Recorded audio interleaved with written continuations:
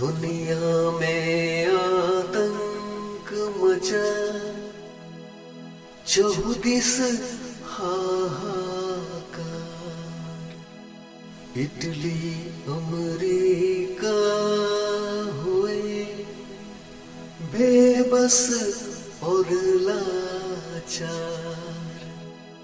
Corona ने कर दिए लाखों के संहार।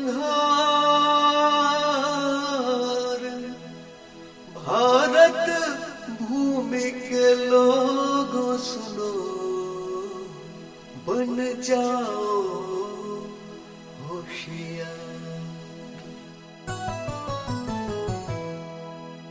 चीन में जन्मा है ये कोरोना वायरस फैला कोना कोना। लाखों लोगों ने जान